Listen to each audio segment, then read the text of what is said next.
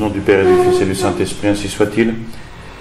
Notre Père qui êtes aux cieux, que votre nom soit sanctifié, que votre règne arrive, que votre volonté soit faite sur la terre comme au ciel.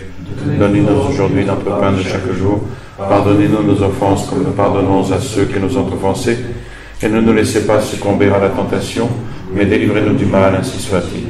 Saint Joseph, Saint Pédis, au nom du Père et du Fils et du Saint-Esprit, ainsi soit-il. Alors, nous voyons le volet suivant, la joie de se compléter. Donc, après avoir tenté de comprendre la nature de l'homme et de la femme, nous examinons maintenant comment ils sont amenés à se compléter dans le mariage. Alors, comme en toute chose, il y a un ordre à suivre dans l'amour. Or, qu'est-ce que nous voyons? Qu'est-ce que nous constatons? Nous constatons que certains époux se font autoritaires, d'autres se croient bons parce qu'ils cèdent toujours, certaines femmes mènent leur mari par le bout du nez, d'autres affirment leur indépendance, et il y a même des époux aujourd'hui qui croient mieux s'aimer parce qu'ils ont décidé d'avoir chacun ses goûts, sinon même chacun ses amis. On voit le cas, par exemple, de personnes d'époux ou d'épouses qui vont chacun de leur côté en vacances. Tiens, je vais aller avec mes amis. Et donc vient le jour où tout ce genre de désordre se paie. On ne s'est pas rendu compte à temps que pendant des années, on a méprisé l'ordre naturel, celui qui contient le véritable sens de l'autorité et de la soumission. Alors, quel est cet ordre naturel de la hiérarchie? Alors, il y a certains mots qui ont perdu leur sens, leur véritable sens. Il y a certaines idées aujourd'hui qui ne peuvent plus circuler parce que les mots à travers lesquels ces idées devraient circuler ont perdu leur sens. C'est le cas des mots autorité, soumission. On ne sait plus très bien aujourd'hui ce que veulent dire ces mots. Pour beaucoup, aujourd'hui, autorité, ça va signifier despotisme, tyrannie, fascisme. L'idée d'obéir est désagréable, elle est surannée et suscite une véritable répulsion. Et on va la remplacer par d'autres mots qui ne veulent rien dire, la spontanéité ou l'autodétermination. Tout cela fait qu'on ne trouve plus de chef. Il y a des gens qui prétendent commander, et pour la plupart ce ne sont pas des chefs, mais des hommes qui ont désiré le pouvoir uniquement pour assouvir leur propre orgueil, leurs propres intérêts, leur soif de gloire personnelle, et ils sont dès lors capables de n'importe quelle lâcheté plutôt que de renoncer à la démagogie et au désir de plaire. Alors, celui qui n'est pas capable de coiffer la couronne d'épines pour rester fidèle à son autorité, ce n'est pas un chef, mais c'est tout simplement un démagogue qui va disparaître dans la trappe au premier danger. Et celui qui ne commande qu'avec le souci exclusif de se faire craindre pour durer n'est pas non plus un chef, mais un tyran. Alors quel est le véritable chef? Si on se reporte à ce qu'on a vu la dernière fois, la tête ne tyrannise pas les membres, mais elle gouverne les membres. Donc un véritable chef, c'est celui qui aime et c'est aussi celui qui obéit. L'obéissance étant finalement un acte d'amour. Donc le chef qui aime et qui aime vraiment ceux qui lui sont soumis, gouvernera pour eux et non pas pour lui, non pas pour sa gloire, non pas pour son intérêt. Et celui qui gouverne, c'est en général celui qu'on va attaquer, c'est celui qui va risquer le plus, c'est celui qui devra répondre, c'est-à-dire le responsable. Et le chef, donc, parce qu'il est chef, eh bien, il sera toujours le plus menacé. D'un côté, il doit se décider conformément au bien commun de ceux qu'il gouverne, et d'un autre, on va agir sur son intelligence, on va peser sur sa volonté pour que ses décisions cèdent à des intérêts particuliers.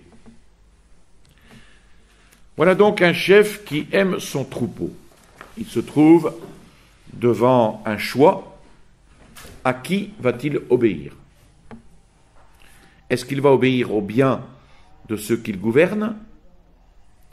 Est-ce qu'il va obéir aux menaces de leurs ennemis?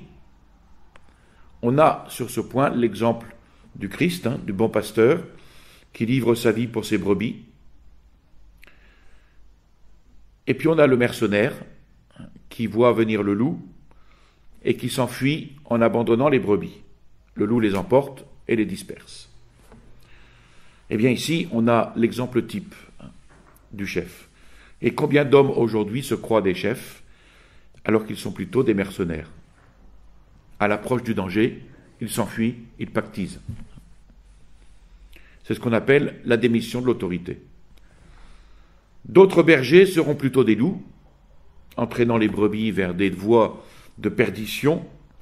Pourquoi? Parce que dans ce cas-là, ils n'agissent pas par amour, mais ils agissent par intérêt ou par orgueil. Ils obéissent à leur intérêt, à leur crainte ou à leur orgueil. Ils n'obéissent pas à l'amour. Donc, n'obéissent au véritable amour que ceux qui acceptent de donner leur vie. Deuxième point, l'obéissance est inévitable. Ceux-là qui croient n'obéir qu'à eux-mêmes ne soupçonnent pas le degré de leur esclavage. Donc il faut montrer à nos jeunes que si l'idée d'autorité a pu les révolter, ils obéissent finalement toujours à une autorité dont ils n'ont pas conscience. Ils se donnent toujours un maître. Il n'y a rien d'étrange à cela parce que aimer et obéir, c'est tout un. Et on a un exemple dans l'Écriture. Hérode révérait Jean-Baptiste, le sachant un homme juste, saint, il le protégeait même. Mais un jour vint quand Hérode donna un festin pour son anniversaire. La fille d'Hérodiade entra, dansa et plut à Hérode. Et le roi dit alors à la jeune fille, « Demande-moi ce que tu voudras et je te le donnerai. » On a ici, sur le vif, le lien qui unit l'amour et l'obéissance. Le sentiment que cette jeune fille inspire à Hérode est un sentiment violent et il s'exprime par un acte de soumission, tout ce que tu voudras. Autrement dit, que ta volonté soit faite. Et c'est le mot même de l'amour. Donc il faut en prendre bien conscience, aimer et obéir, c'est tout un.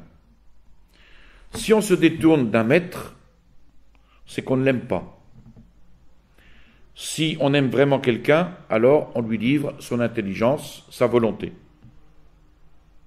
Or, nul ne peut servir deux maîtres.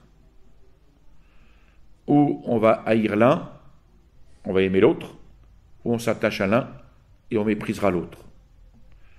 Il y a donc deux cas où on va haïr un maître, et c'est à cause de cette haine que l'on en aime un autre. Par exemple, telle jeune fille qui, haïssant la volonté de son père, se met à aimer Sartre, par exemple, par révolte contre son père, qui est chrétien. Ou bien on aime un maître et on s'attache à lui, et à cause de cette fidélité, on va mépriser l'autre. Donc celui qui librement s'est donné Dieu pour maître, celui-là va mépriser les intérêts, les passions, les flatteries. Il méprise la peur et il est fort de la force de son maître. Celui qui au contraire n'aime pas Dieu, ni son prochain pour l'amour de Dieu, eh bien il va aimer ses passions, son intérêt, son orgueil, et il se trouve l'esclave de l'esprit du mal. Donc, seul peut commander celui qui obéit, seul peut commander avec amour celui qui obéit par amour.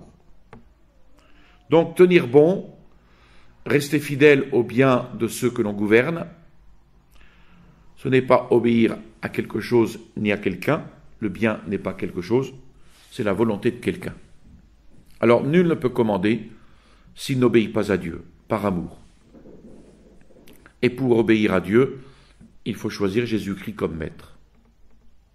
Le choisir librement, volontairement, totalement, s'emparer de lui, de sa personne, se nourrir de sa parole, de sa chair, vivre de sa volonté, c'est garder sa parole.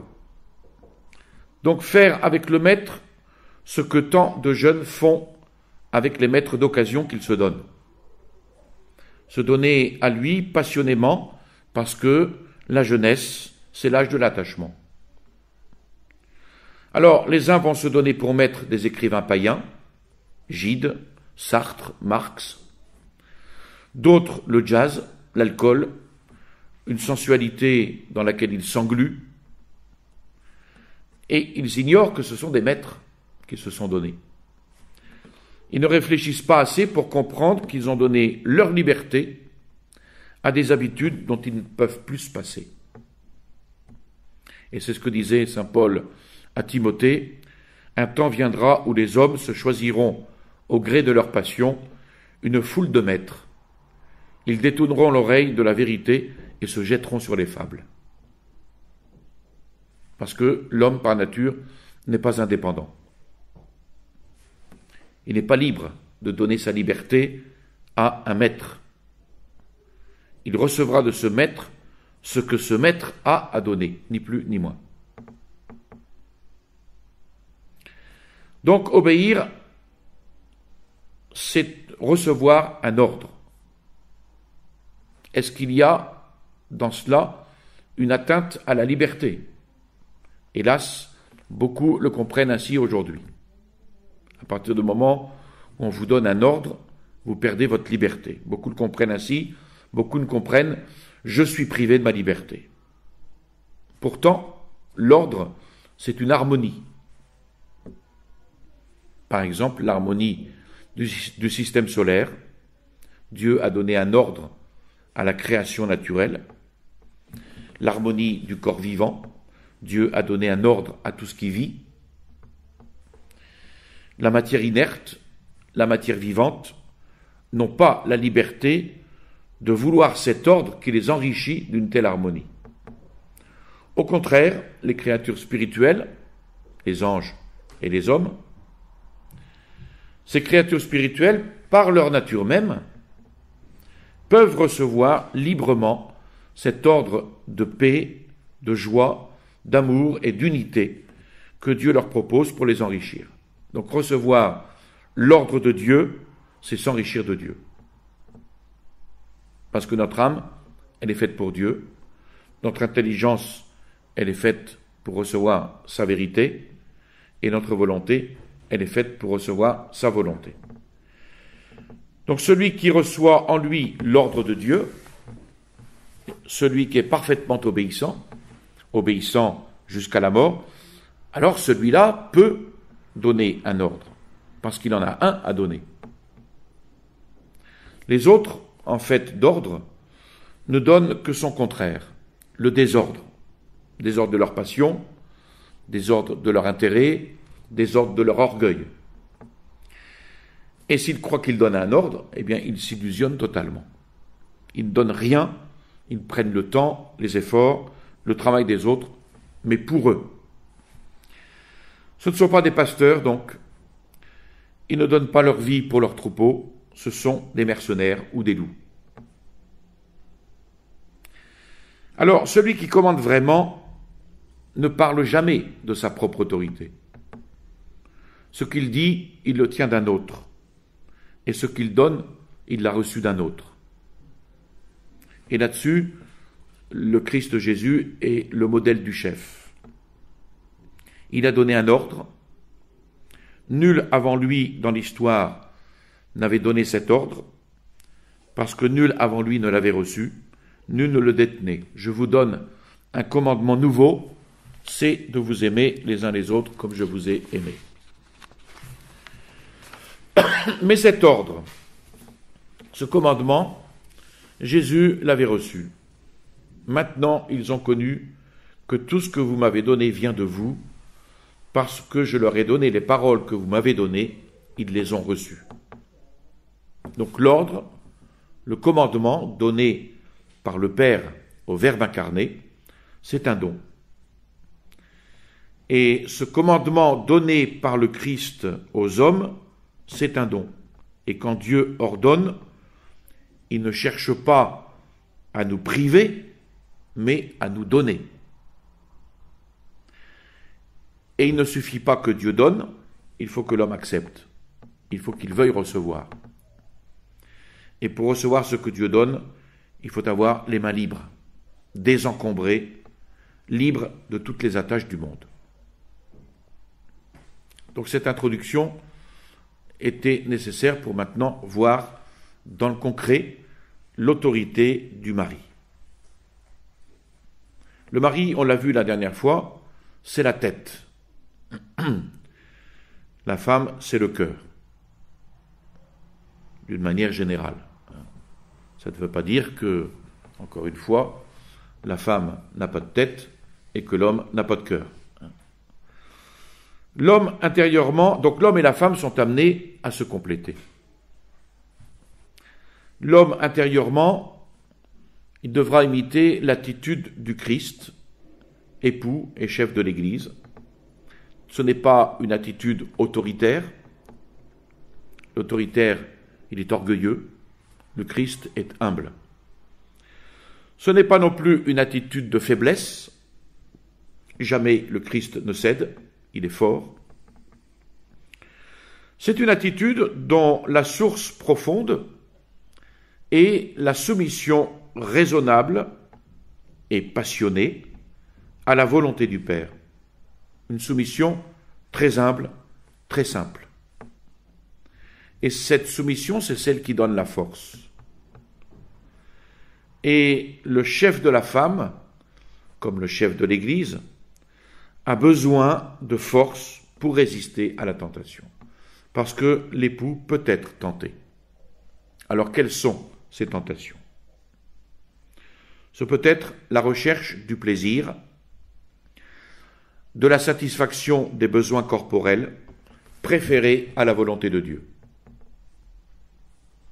Si vous êtes le Fils de Dieu, dites à cette pierre qu'elle devienne du pain. C'est la tentation de l'époux dans la vie conjugale, d'ordonner à la pierre solide du devoir de se changer en un pain délectable, de se changer en une vie de plaisir égoïste. Mais un véritable chef sait qu'il ne peut pas donner ce désordre à la vie conjugale. Ensuite, ce peut être la tentation de l'ambition, le désir de posséder des richesses, des honneurs. Cela aussi conduit à trahir le foyer dont il est le chef. C'est ainsi que combien d'époux ont eu honte de leur femme et lui ont préféré, sans qu'elle le sache parfois, une vie extérieure, d'honneur, de puissance, qui n'était qu'une infidélité cachée, trahison de chef. Autre tentation, ça peut être la concupiscence de la chair et des yeux. Si l'époux y résiste, le démon le tentera par une présomptueuse confiance en lui-même. Et l'époux, dans le mariage, n'est pas exempt de cette tentation. Un succès, par exemple, et le voilà tenté de montrer à sa femme qu'on peut se fier à lui, qu'il ne craint rien, qu'il réussit tout ce qu'il entreprend, qu'il faut qu'on l'écoute, lui peut-être qu'il n'écoute plus Dieu depuis si longtemps. Voyez comme il est important de méditer sur la vie de notre Seigneur, qui est l'époux de l'Église, si on veut véritablement comprendre ce que doit être la vie de l'homme, époux de la femme. Ce n'est pas d'ailleurs par hasard que Saint Paul entrelace les phrases où il exalte l'indissoluble union du Christ et de son Église. Et on peut commencer à comprendre pourquoi. Le chef de tout homme, c'est le Christ. Le chef de la femme, c'est l'homme. Ça, c'est dans Saint Paul. Le sacrement de mariage est grand, dit Saint Paul. Il communique la grâce pour que l'homme, tout au long de sa vie, s'efforce chaque jour de ressembler davantage au Christ, qui est chef de l'Église. Il communique sa grâce pour que la femme, tout au long de sa vie, s'efforce chaque jour d'imiter la soumission de l'Église, épouse du Christ. Le Christ a donné sa vie pour elle, ainsi doit faire l'époux, qui donne chaque jour de sa vie pour sa femme, pour ses enfants, pour les enfants dont elle est la mère. L'Église est aussi une épouse immaculée, elle est fidèle, toute donnée au Christ, ne vivant que pour lui, que pour étendre son amour à un plus grand nombre d'enfants, que pour étendre son amour à un plus grand nombre de sauvés. Ainsi doit faire l'épouse, chaste, soumise à son mari, et uniquement soucieuse de le seconder dans le service du Seigneur. Alors voilà un jeune homme et une jeune fille qui viennent d'échanger leur consentement devant l'autel de Dieu. Avec quelles intentions? Quelles sont les intentions de l'époux? Être résolu à ne jamais rien décider pour lui seul, par égoïsme, par intérêt, par sensualité ou par orgueil. Être résolu de toujours décider par amour pour son épouse, pour le bien des enfants qu'elle lui donnera. Être résolu à ce sacrifice de soi, à cette vie d'amour, parce qu'il sait qu'il a reçu son épouse de Dieu pour la conduire à Dieu, elle et leurs enfants. Et puis être résolu de ne jamais abdiquer son rôle de chef à travers n'importe quelle difficulté, n'importe quelle séduction étrangère, toujours vivre pour le troupeau qui lui est confié, quelques renoncements et quelques sacrifices que cela exige de lui, et c'est vrai que ça exige du renoncement, des sacrifices, mais l'exemple du bon pasteur est là, il donne sa vie pour son troupeau. Voilà les intentions de l'époux quand il s'est marié. Quelles sont les certitudes de l'épouse? Eh bien, elle sait qu'elle peut s'appuyer sur lui, elle sait qu'elle peut s'en remettre à lui, qu'elle peut se confier à lui pour qu'il la conduise vers le Christ. Elle sait que Dieu lui a donné un époux qui saura écouter les conseils, qui saura s'enrichir des inspirations de sa femme, qui saura prendre en considération toutes ses remarques, si perspicaces bien souvent, qu'il en sera lui-même étonné. C'est la fameuse intuition féminine dont on avait parlé la dernière fois. Et si elle a de bons yeux pour voir les embûches du chemin de chaque jour, elle sait exactement ce que le Seigneur lui demande lorsqu'il lui fait dire par l'apôtre d'être soumise à son mari. Cela ne signifie pas qu'elle doit être soumise à ses caprices, à un égoïsme qui compromettrait la vie du ménage, ou à une attitude manifestement mauvaise et déraisonnable du mari.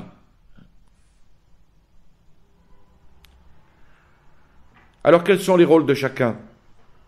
Ici, vous voyez, il y a un ordre. Cet ordre qui soumet l'homme à Dieu et l'épouse au mari ne peut briller dans sa perfection que si l'époux reste chrétien et digne du nom d'homme. Et s'il est vraiment cet homme et ce chrétien, fort, tendre, reconstitué déjà par la grâce, eh bien, avec quel bonheur sa femme se reposera sur lui. Elle veillera à le bien conseiller. Lui, il unira à ses réflexions ses délibérations à elle. Elle fera valoir ce que seule une femme sait voir. Il en usera raisonnablement pour enrichir les motifs qui indiqueront la décision, mais elle saura que, dans une vie conjugale normale, c'est à lui qu'il revient de poser l'acte capital. L'acte capital du jugement, de la décision, l'acte capital, c'est-à-dire, pourquoi capital? Eh bien, parce que c'est celui qui convient à la tête.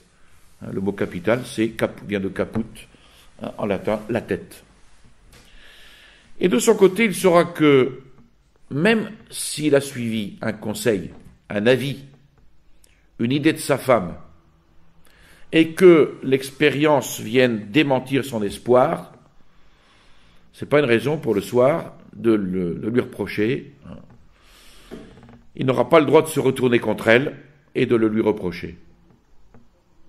Parce que c'est lui qui a décidé de suivre l'idée qui venait d'elle. Et c'est lui qui doit s'humilier et demander à Dieu, à travers cet échec, peut-être plus de clairvoyance une autre fois. Alors, la faute d'Adam est très intéressante. Parce que, au fond, l'histoire du péché originel, c'est un peu l'histoire de la première scène de ménage. La femme, voyant que le fruit de l'arbre était bon à manger, appétissant d'aspect, et précieux pour ouvrir son intelligence, en prit, en goûta, et en présenta aussi à son mari qui était avec elle, et il en mangea. Vous voyez ici, c'est intéressant parce que c'est la femme qui prend la décision à la place de son mari, qui le met devant le fait accompli, comptant sur l'amour qu'il a pour elle pour faire passer la chose. Et voici le premier homme, le chef de la femme, qu'est-ce qu'il fait? Il accepte cela sans mot dire. Trop faible pour se souvenir qu'il est détenteur de l'autorité. Il lui obéit. Ici, l'ordre est renversé. Ce n'est plus l'homme qui est la tête de la femme, c'est Satan qui a capté son intelligence et sa volonté. Et c'est le diable, parlant à travers le serpent, qui est devenu la tête de la femme. Et l'homme qui pouvait encore sauver son autorité, en refusant de se soumettre à son épouse, cède à son tour. On peut dire littéralement qu'il a perdu la tête. Si la femme était venue lui demander de décider pour eux deux, peut-être Adam aurait-il refusé. Mais la femme, craignant sans doute que l'homme ne se soumette pas à son désir, elle préféra n'en faire qu'à sa tête. Et l'homme, d'ailleurs, dans cette histoire, est assez piteux.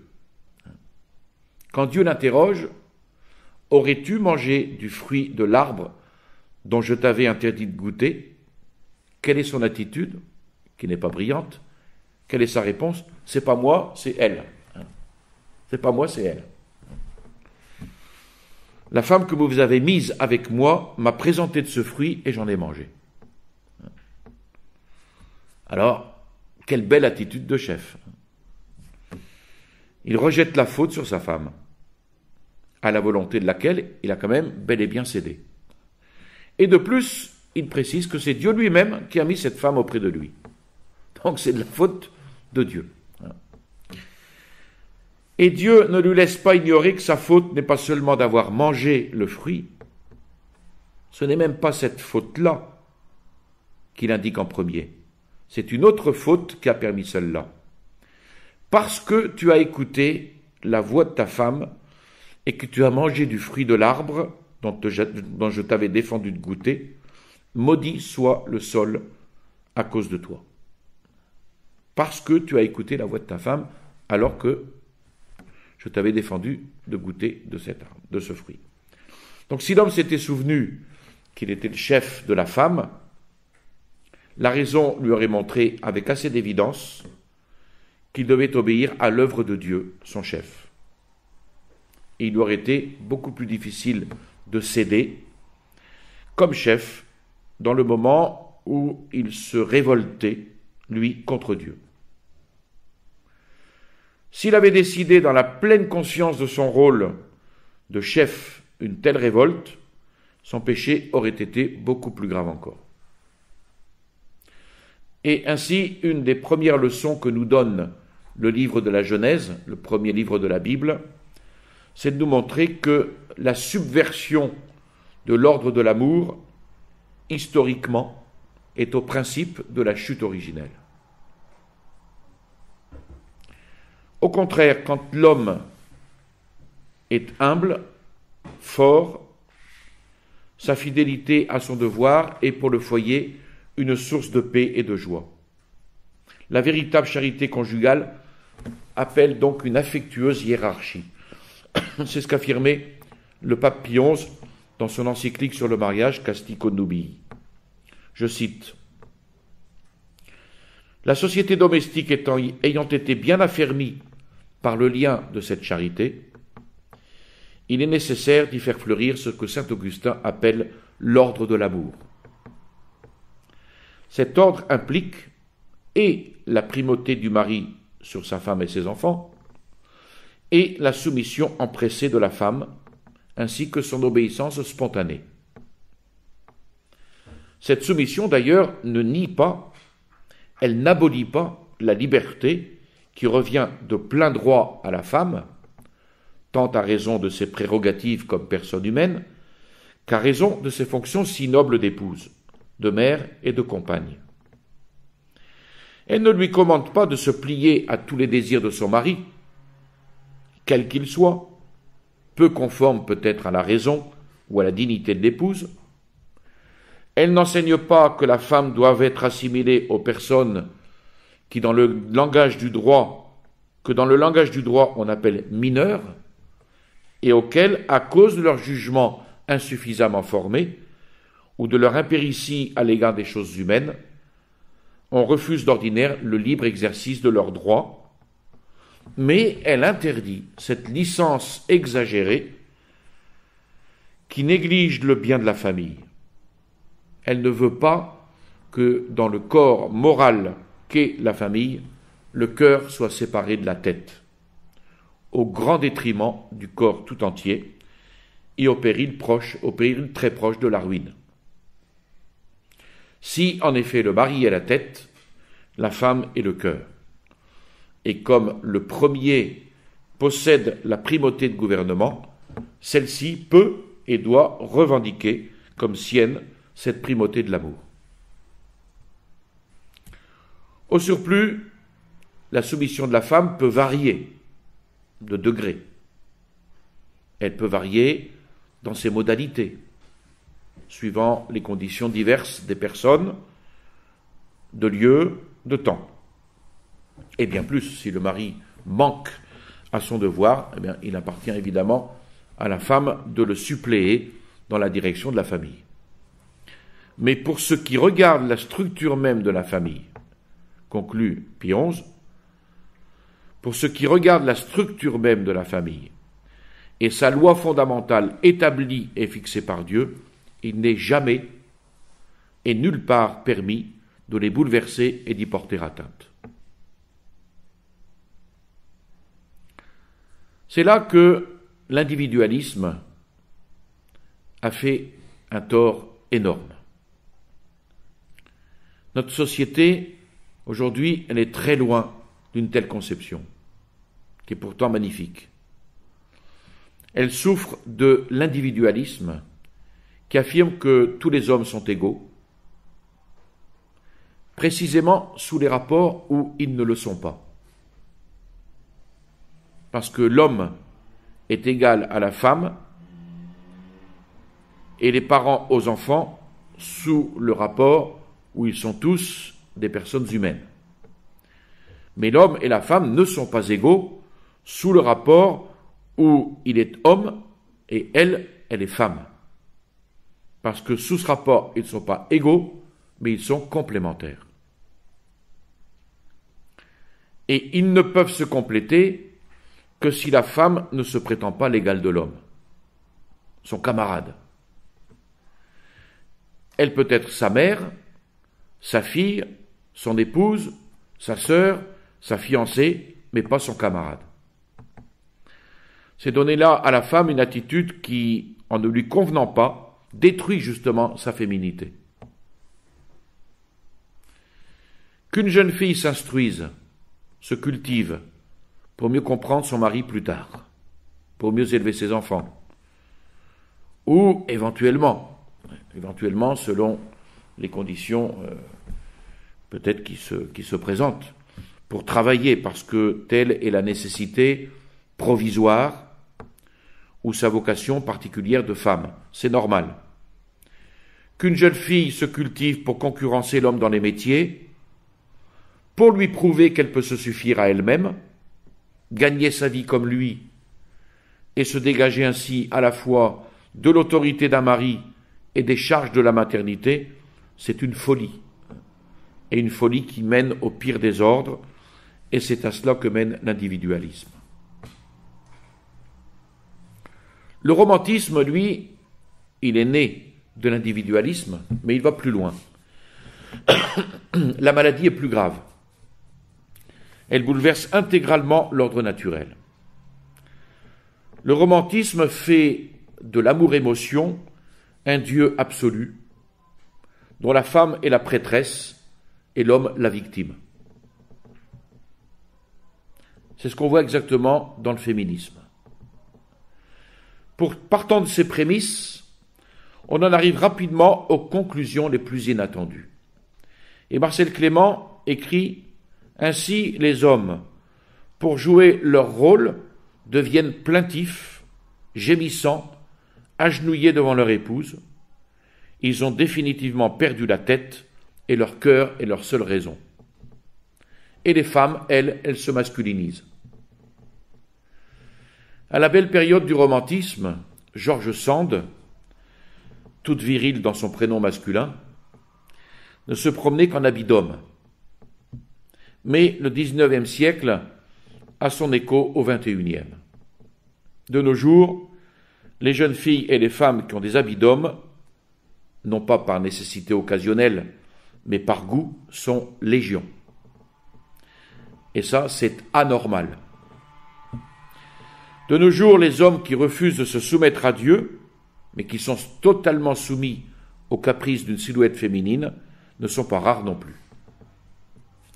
Et leur âme, si peu dégagée des instincts, est dominée par n'importe quelle séduction, par n'importe quelle coquetterie. Et ces mêmes hommes, eh bien, ils n'osent plus commander à leurs femmes, parce qu'ils ont peur des responsabilités. Ils refusent de s'agenouiller devant Dieu, parce qu'ils ont peur de se conduire en femme. Et ces mêmes hommes n'ont plus une épouse qui les conseille, qui se soumet à leur affectueuse décision, mais ils ont une maîtresse dont ils sont les pantins. Vous voyez, c'est une société complètement décomposée, où les hommes ont perdu conscience de leur noblesse, où les femmes ont perdu conscience de leur pureté, où des armées de jeunes gens et de jeunes filles font de l'exhibitionnisme sur les plages, à proximité des ivresses de l'alcool, de quelques autres modes de sauvage. Est-ce que vous appelez ça le progrès? Pas moi. Donc les hommes qui se croient plus virils, parce qu'ils n'adorent plus Dieu dans leur cœur, sont les jouets d'adorations abjectes, idolâtrie de la chair, de l'or, des honneurs. Est-ce qu'il n'est pas plus naturel, pourtant, pour un être raisonnable, de se conduire avec sa raison, plutôt que de s'abandonner à des instincts qui ne sont naturels que pour les animaux privés de raison? Le véritable retour à la nature, tant proclamé aujourd'hui, ce devrait être le retour à l'ordre naturel. Et dans le mariage, l'ordre naturel, comme on l'a vu tout à l'heure, c'est ce que saint Augustin appelle l'ordre de l'amour. Quant à la femme et la primauté de l'amour, si le mari est la tête, la femme est le cœur. Et comme le premier possède la primauté de gouvernement, celle-ci peut et doit revendiquer comme sienne cette primauté de l'amour. Alors, le rôle par excellence de la tête, c'est de décider en conformité avec la droite raison. Le rôle du cœur par excellence, c'est d'aimer. Donc l'époux doit être une bonne tête et gouverner sa famille selon les rythmes d'une vie raisonnable, et l'épouse doit être un bon cœur et diffuser au sein de tous les membres de la famille l'impulsion d'une vie d'amour. Et ça, c'est son rôle central. Parce que le cœur, il est au centre de l'organisme. Et ce cœur, c'est celui qui diffuse le sang dans tout l'organisme. C'est ce cœur qui va prolonger ce sang à travers le corps et jusque dans la tête. Et à chaque battement, il régénère le sang. Il lui rend la vigueur, la fraîcheur. Eh bien, la femme, c'est pareil. La femme, elle est au centre du foyer. Et c'est son cœur qui est le foyer d'amour, le foyer de charité, qui va réchauffer, qui va animer le cœur de son époux et celui de ses enfants. Elle est donc au centre. Elle est au milieu. Elle est médiatrice entre le père et les enfants. Et elle diffuse pour chacun l'amour qui lui convient en propre. Elle sait aimer son mari comme lui, il a besoin d'être aimé. Il a besoin de sa confiance, elle la lui donne. Il a besoin de ses conseils, elle les lui soumet. Il a besoin de ses idées, elle les lui offre. Il a besoin d'être compris, elle le devine. Il a besoin d'être encouragé, elle lui donne son cœur. Elle sait aimer ses enfants, parce qu'ils ont besoin d'être aimés. Elle sait aussi jouer avec eux. Elle sait comprendre leur chagrin. Adulte pour son époux, elle se fait enfantine pour ses enfants. Elle est tendre, compatissante, et à cause de cela, elle est active, elle est dévouée, elle est précise, elle est rapide. Et c'est pour ça que pour les autres, elle est infatigable. Et comme le cœur, eh bien, elle ne s'arrête que pour mourir. Mais elle ne meurt que parce qu'elle s'est épuisée à donner la vie. Parce que celle que l'on croyait douce était puissante aussi, celle que l'on savait tendre était aussi inflexible, et celle que l'on croyait faible était aussi forte. Et c'est pour cela qu'on comprend cette phrase du livre des Proverbes, « Qui trouvera une femme forte ?» C'est un trésor de loin plus précieux que ceux qui nous viennent des contrées reculées. Elle a la confiance et le cœur de son mari, et les ressources ne lui manqueront pas. Elle lui fera du bien et non du mal tous les jours de sa vie. Un autre aspect, c'est que la tête, en général, est bien en vue. Ainsi, l'homme est en vue et il regarde à la tête du foyer. Le cœur, lui, il est enfoui, il est caché. Il anime tout, mais il ne se montre pas. Pourtant, il anime tout. Eh bien, c'est un peu la même chose pour la femme. Elle est cachée, comme le cœur est caché, parce que comme lui, elle est fragile, elle est tendre et qu'il faut la protéger. Parce que comme lui, elle rayonne la chaleur et est un mystère d'intimité. Quand je dis elle est fragile et tendre et il faut la protéger, on le voit très bien aujourd'hui, dans énormément de cas de divorce de femmes qui travaillent, eh bien c'est la femme qui en est la cause. Et dans la femme qui travaille, eh bien elle est beaucoup plus fragile dans le travail que l'homme. Le cœur qui n'aime pas s'ennuie dans la poitrine. La femme qui n'aime pas s'ennuie dans la maison. Mais le cœur qui aime ne songe qu'à battre, ne songe qu'à diffuser le sang dans le corps. Il va jusqu'aux extrémités des membres, car le cœur qui se gonfle de sang pour le donner va d'autant plus loin qu'il est plus stable et qu'il est mieux enraciné. Et à chaque battement, il renonce à ce sang au profit de tout l'organisme qu'il régénère. Donc le cœur de l'épouse et de la mère, qui est plein d'amour, eh bien c'est justement ce cœur qui prépare tout pour son mari, pour ses enfants. C'est celui qui veille à leur santé, à leur nourriture, à leurs vêtements, à l'ordre, à l'agrément de la maison. C'est un cœur qui rayonne jusque dans le champ, le bureau ou l'atelier du mari, et jusque dans l'école où sont formés ses enfants. Donc la femme, dans son rôle vital, elle est là. L'organisme dont la tête n'est plus capable de gouverner, vous remarquerez que c'est un organisme qui vit encore d'une vie peut-être bien réduite, mais il vit. Par contre, l'organisme dont le cœur s'est arrêté de battre ne vit plus. Il ne vit plus du tout. Ce sont les battements du cœur qui sont les signes mêmes de la vie et de la mort. Un foyer, par exemple, où le mari perd sa femme, c'est un foyer qui ne vit plus. L'inverse, non. Un foyer que le père abandonne, c'est un foyer qui peut, à la rigueur, survivre si la mère sait le remplacer. Un foyer que la mère abandonne, c'est un foyer mort. Pourquoi ? Parce que le cœur a cessé de battre. On voit là la tragédie, ce que j'appelle un crime contre l'humanité, la tragédie inadmissible du divorce, institutionnalisé, et qui multiplie les foyers brisés, les foyers détruits, où les enfants abandonnés jouent encore autour des cendres qui s'éteignent. Quelle folie criminelle, donc, de ces lois qui cachent à la femme ce qu'elle est, c'est-à-dire le cœur vivant d'une famille, qui, en la perdant, perd son centre, son unité, son lien d'amour.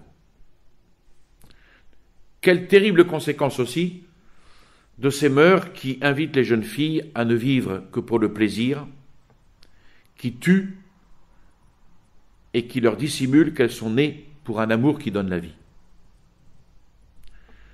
Et donc, parce que la société moderne, dans ses institutions, dans ses mœurs, s'est détournée de Dieu et refuse de recevoir son ordre, sa loi, sa grâce, son amour, eh bien c'est pour ça que chaque jour, la femme est détournée d'être épouse et d'être mère. Le XXe siècle a utilisé le progrès technique comme complice de la subversion morale et sociale dans l'une des sociétés les plus corrompues de l'histoire. Sans doute, il y a eu Sodome et Gomorrhe. Mais aujourd'hui, c'est une civilisation entière qui n'est bien souvent qu'une longue insulte, qu'un long cri de révolte contre la création de Dieu, le bouleversement radical de son ordre. Crétino-Joly, dans son livre « L'Église romaine en face de la Révolution », que je vous conseille, un livre qui a été composé sur l'initiative de Grégoire XVI et publié plus tard avec l'autorisation de Pie IX. Crétino-Joly fait état d'instructions données au début du XXe siècle dans les loges maçonniques et rapportées dans un de leurs comptes rendus par le franc-maçon Vindis. Tertullien disait avec raison que le sang des martyrs enfantait des chrétiens. Il est décidé dans nos conseils, donc dans nos loges, que nous ne voulons plus de chrétiens. Nous ne faisons donc plus de martyrs, mais popularisons le vice dans les multitudes. Qu'elles le respirent par les 5 sens et qu'elles s'en saturent. Faites des cœurs vicieux et vous n'aurez plus de catholiques. Pour abattre le catholicisme, il faut commencer par supprimer la femme. Mais puisque nous ne pouvons pas supprimer la femme, corrompons-la avec l'Église. Le meilleur poignard pour frapper l'Église au cœur, c'est la corruption, à l'œuvre donc jusqu'à la fin. Donc la femme est bien le cœur de la famille, car c'est au cœur que frappent ceux qui veulent tuer. Est-ce qu'il faut désespérer? Non. Parce que toutes les attaques de l'ennemi ne parviendront pas à forcer les portes de cette citadelle imprenable. Quelle est cette citadelle? Eh bien, c'est un cœur fidèle, un cœur de jeune fille fidèle à Dieu et fidèle par avance à celui que Dieu lui donnera pour époux si telle est sa vocation. Et puis un cœur de femme fidèle à la grâce, fidèle à donner la vie, un cœur de mère chrétienne.